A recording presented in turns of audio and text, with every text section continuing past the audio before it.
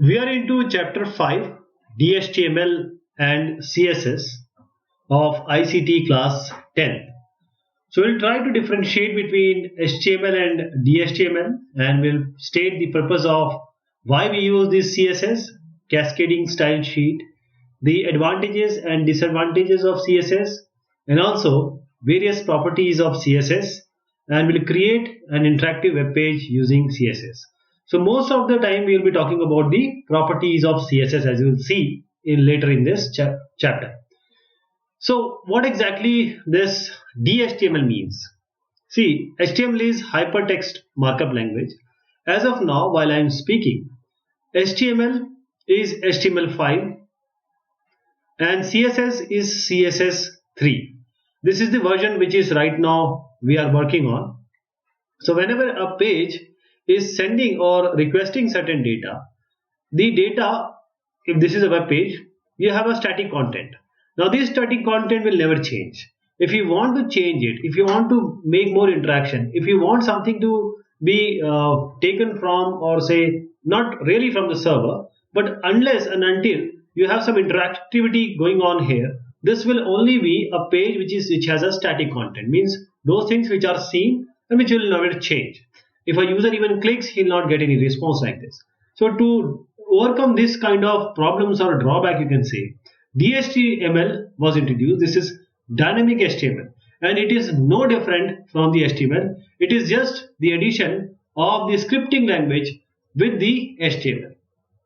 So it is not that HTML has that scripting language.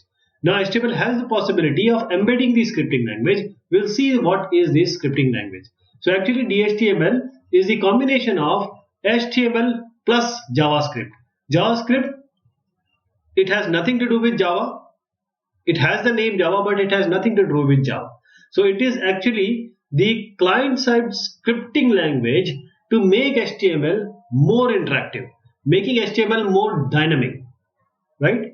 So DHTML is actually a combination of technologies. It is not just one technology. It is actually a combination of technology which makes HTML as dynamic. You will see HTML. HTML will always give you a static page. You want to make it not more traditional, but more realistic, more interactive, and more of this age. For that, you have to add this CSS, a JavaScript code, or link this code to your HTML. So HTML is for creating text, image, links, and other pages elements. CSS is basically for makeup of HTML. So if you consider HTML as a woman and she is going to a party, then you have to apply CSS to her so that she become more beautiful. She was already beautiful. Then just making it more friendly to the party environment. For that, you have to add this makeup to the HTML. So this is a makeup. In simpler language, I am trying to make you understand. And how about JavaScript? JavaScript is about the accessibility, the dynamicity, and making more interactive. If a user is there, you want to create your web page more interactive. If he presses some button, something should come, something should pop up on certain events. Some aspect has to be given. So kind of programming has to be involved. That is the JavaScript. Now this DHTML is not a scripting language, because JavaScript is a scripting language. When you add HTML with the CSS and the JavaScript, then it becomes a DHTML. Okay, the basic idea behind is the dynamicity. Everywhere you will see dynamic only. So you are making your web page more interactive, you are making it more beautiful, you are making it more interactive and beautiful.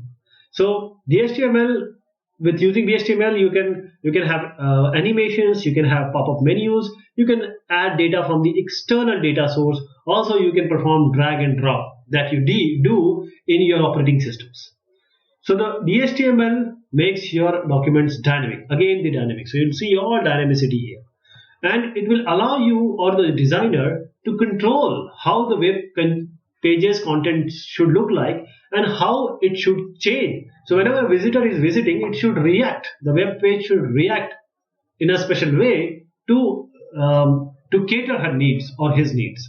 So DHTML is like changing the position. It will be able You will be able to hide and show the content, will be able to change the things, control the things, and it is mostly the most important line which I am going to speak right now. The DHTML, everything occurs on the client side, because this is client side technology. If you ever want to ask for the server side, then you have to talk about PHP, you have to talk about ASP, etc.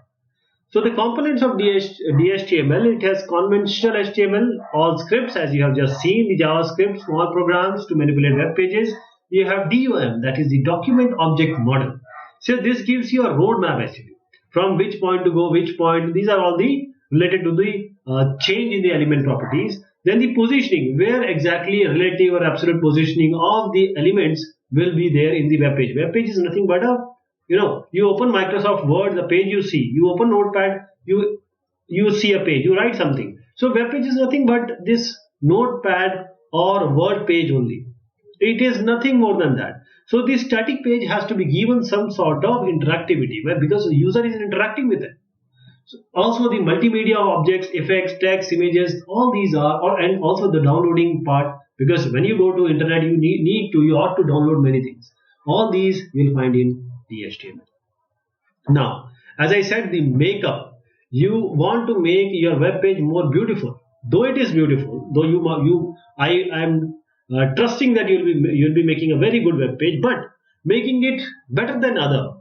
If you are wearing a very good shoe, or you say a polished shoe, and the other person is not wearing a polished shoe, you'll look better. You'll be appreciated better. So this is CSS. Cascading style sheet is to describe, it is actually I should not say it's a language. It is a language, but it is actually a supporting cast for your web page. So it gives you a look and feel and formatting and all those things that we'll be learning in the later discussion of this chapter. So it is basically the presentation, how the content is going to look like on a page. So CSS is all about adding style, font, color, spacing, etc. And what are the advantages?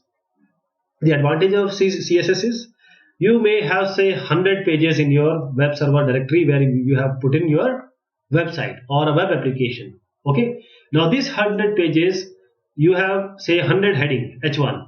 You want to change this H1 in 100 pages. That is one criteria. But with single CSS, just changing one line can affect these 100 pages.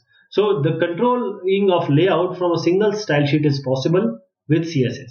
And the precision of the layout, different media types you can apply, and also the advanced and sophisticated techniques which are available, as you will see, can be applied to the web page. But there are certain limitations of CSS. The main limitation is the browser compatibility.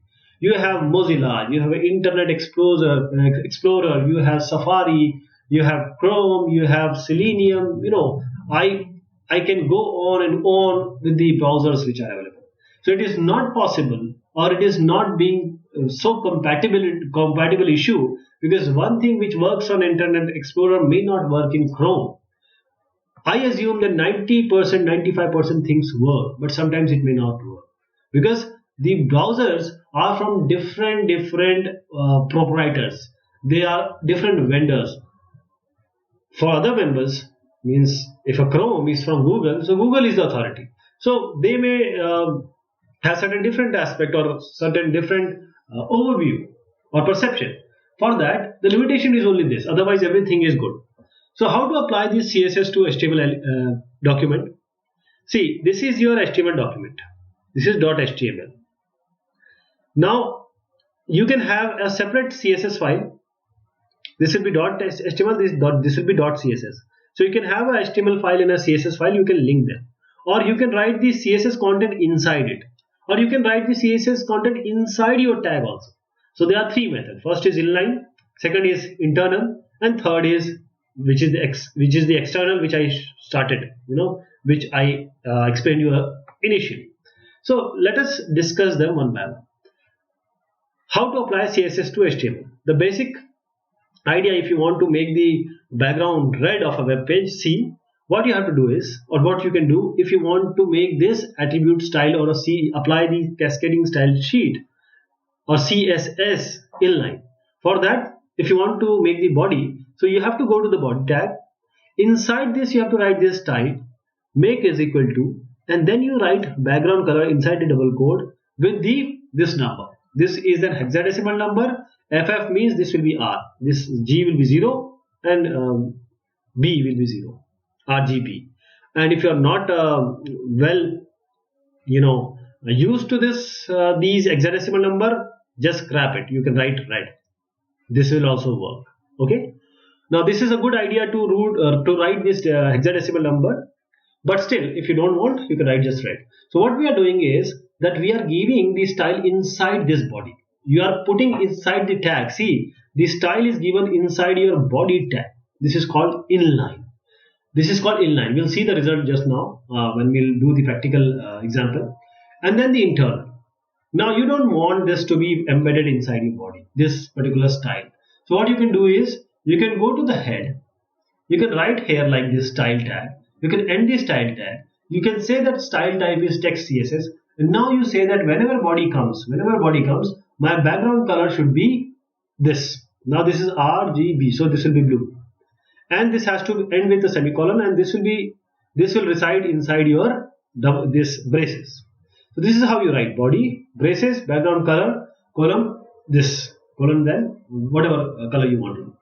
See the difference. Previously, in the inline, we gave the content style here inside. But now we are taking it outside the body or inside the head tag, and now we are embedding or encompassing it inside a style tag and giving it like this. This is the second method. This is the internal method. So this is how you will see. The third is that you can link to a style sheet. You can link to a style sheet.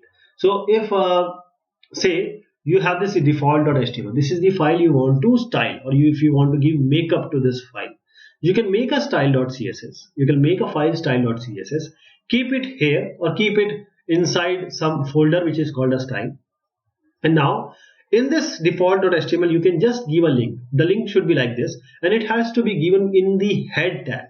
Inside head tag, what you can give is link, rel is equal to style sheet, type is equal to text, because it is not binary, it is text, and you have to give that this text is actually a CSS, and you have to give a reference. Reference is what? The path of the style.css where it is going to reside. So how you are going to give this? You just have to write this line inside your say any HTML file, that is default.html in this case. You have to give this style.css. Now you have to make this style.css as a separate file.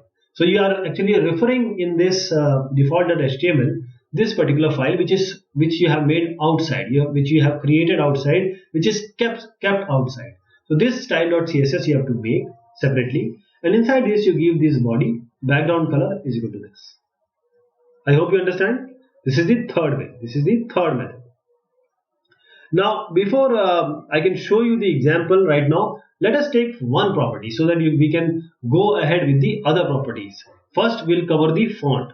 So font is what? Font is this. Now it can have a different style. Every font can have a different style.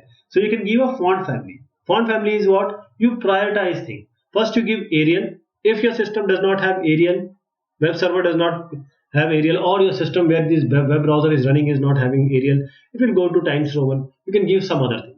So this is the font family. Font family, let me tell you what exactly this is. Font family is divided into basically two categories. First is your family name, which can be Arial, Times New Roman, and Tahoma, like this. Or you can have the second category is the generic family. So generic family now can be described as a group of family names, this name, with uniform appearances. How? These are all serif. So this comes with the genetic family called as serif. They all have feet. And also the second is, for example, these three, they all come from the sans serif family. They also are characterized by having feet.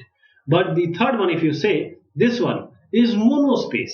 These three all belong to the family, genetic family, which is called as the monospace. And they are characterized that each of the character will have an equal spacing or a fixed width. This is the monospace. So how to insert the list of font, because you have to prioritize it.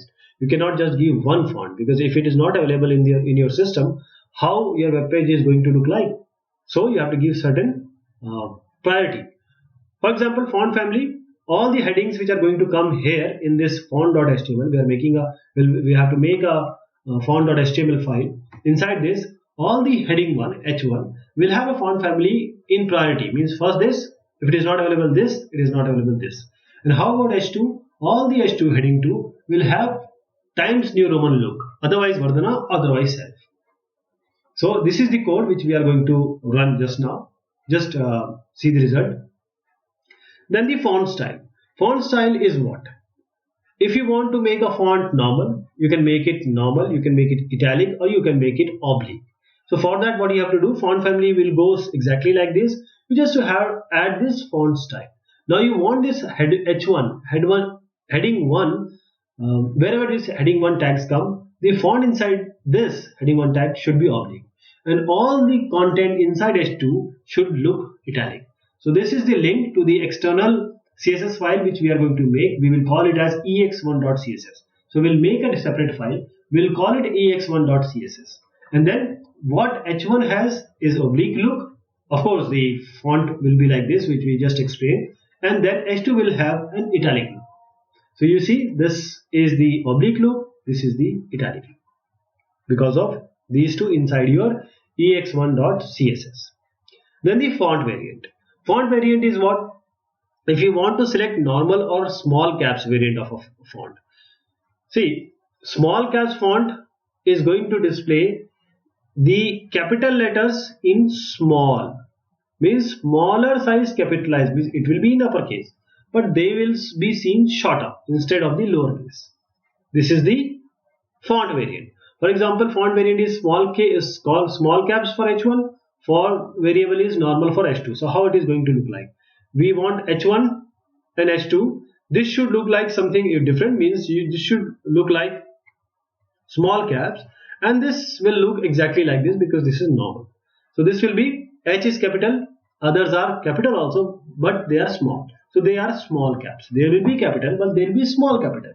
How about this? This is font style, which is, of course, if it is italic, it should be seen italic, and it should be seen normal. Then the font weight. Every font can be normal, it can be bold. So most of the browsers, they support a number between 100 and 900. So we'll describe the weight. Font weight, you have to write font weight is equal to the colon normal semicolon, or you can give font weight is equal to bold, this colon bold. So all the P or a TD is going to be seen, P will be seen normal with font weight, or the table data will be seen as bold. Let us take an example. This ex1.css will contain the cascading style sheet content. This h1 and h2, let us see what has been done. The ex1.css will have, the first one is normal, so this is normal, and the other will be bold. So as we'll do the example, you will see this line as bold. Then the font size.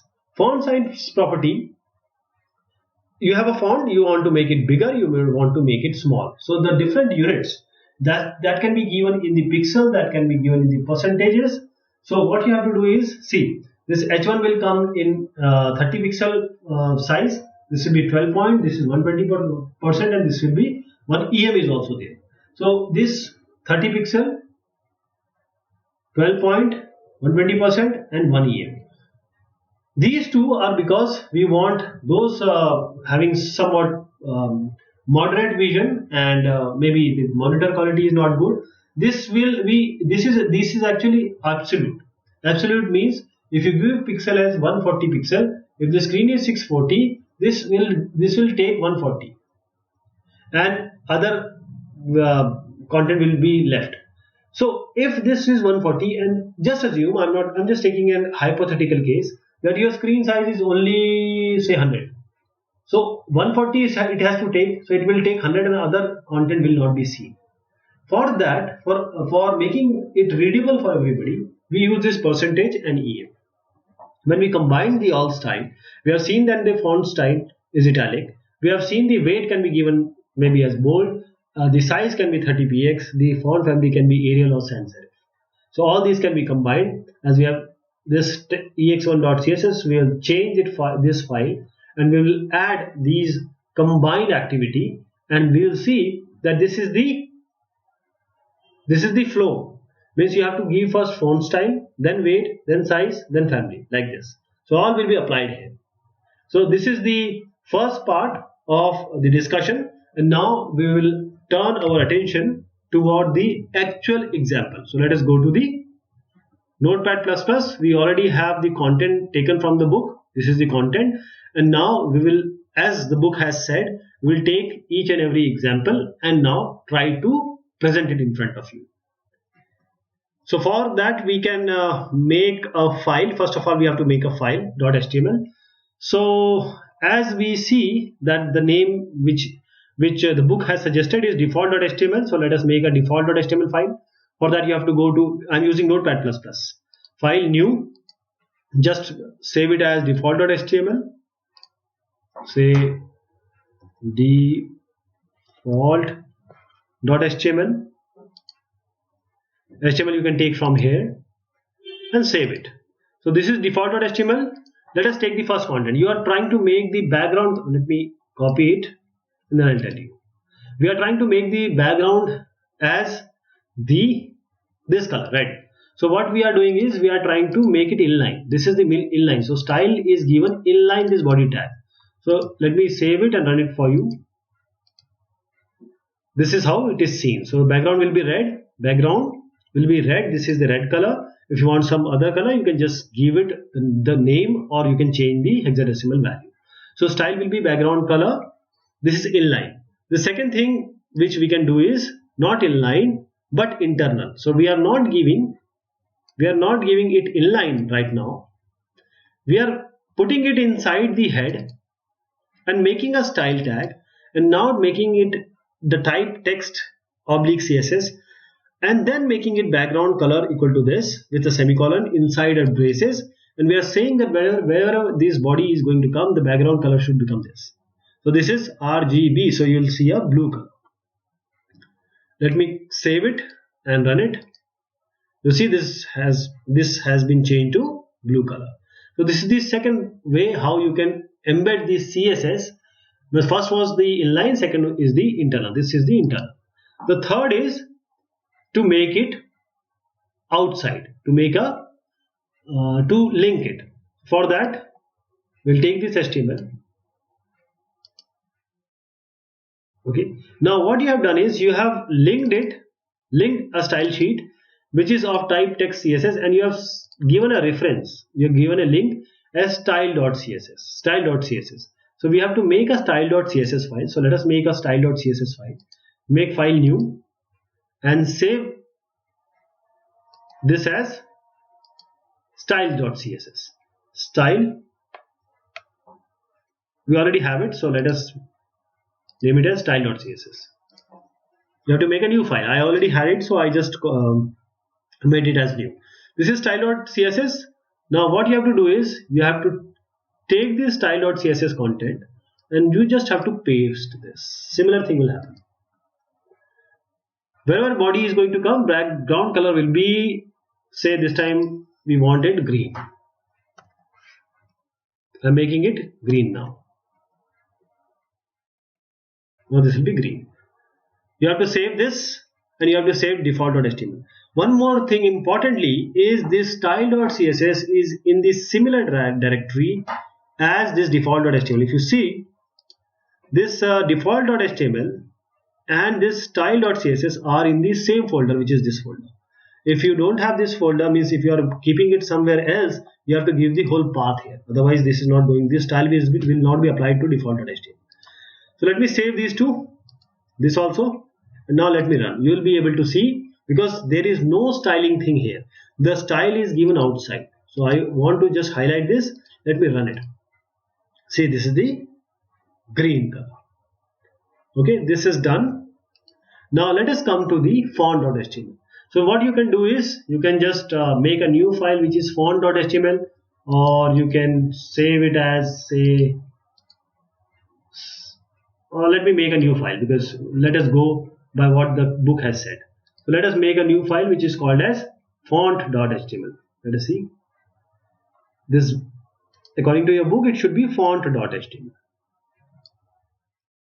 So I'll save it as font.html, right? Save. So this is now my HTML file, and we'll take the first one. That is, we are just, and the style.css is also not there. They are asking us to make a new file which is called as a ex1.css. So let us make this also. Let us save it as ex1.css. So now this is ex1.css, this is font.html. ex1.css, let us remove this. Now all these are fresh for us. There is, you would have carried out with the default.html and style.css. Just because of the book I am changing, otherwise there is no change. So let us take the first one. What we are trying to do here is, this is our CSS file. Now this CSS file is telling us that this not be praised here, sorry, font.html. Let me make it here. Okay, this is our font.html. So we are including a file or referencing a file ex1.css, which we are going to shortly make. And now the h1 and h2 are to be changed. How? Like this. We'll copy this text from your book and place it inside your ex1.css. So the h1 is going to give us the font family Arial. Because I have Arial, it will be Arial. Because my system has Times New Roman, h2 will be Times New Roman. So you'll see the font. Let me save it and now run it. I am running font.html. See, these are our two different font, as you can see. The next one is, again, we'll try and copy a code, and then we'll see the font styling. So I'll just copy this code in the font.html as per your book, and then I'll take this content also as per your book and place it inside ex1.css.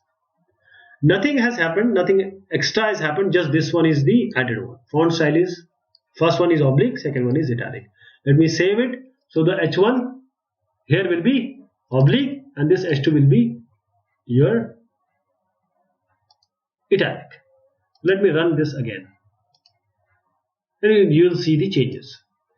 So this is oblique, this is your italic. This has also been done. Now let us go to the font variant. We'll give the font variant. So we'll copy this code. I'm copying this code which I have taken from your book. In font.html, let me copy it, and then I will take this code, and this code is exactly similar to previous one apart from adding font variant. So font variant is given here. Let me add it. So sorry, let me copy it first and give it to ex1.css. So now we have this font variant. So first will be small caps, second will be as normal as the previous one. Let me save it. Now run it. We have to run the font.html. Okay, font.html. So this is, first one is, let me save it, heading 1, heading 2, and this will be, heading 1 will be small caps and this will be, font variant will be normal. Let me run it again. Let us see what happens. Okay, so see, capital H, and these are the smaller ones. This is the italic one. So similar as the previous one, just with the added font variant. So font variant also we have seen. Now let us come to the next part, which is the font weight. So font weight, let us take this code for making it normal and bold. I am copying it in the font.html, and now I am taking this code, which is the CSS EXN, just adding up the font weight. So I am adding the font weight here, Control S and Control S.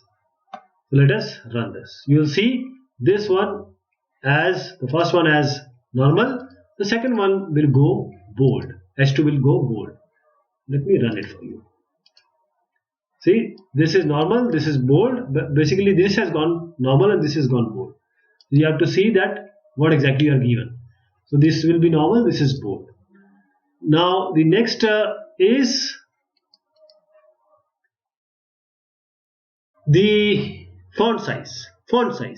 So we'll take this code, and as you see, this code already had written in it that heading 1 will be 30px, this will be 12p point, this will be 120%, and this will be as a paragraph heading. And the ex1.css will have the content this one. So all these h1, h2, h3p will have some different variety. So let me run this. I have to save it. If you don't save it, the result will not come, so you have to save it. See, this is 30 pixel, this is 12 point, this is 120%, this is normal paragraph. Now the next one is just combining what we have learned till now, or you can say this is the combination of all these.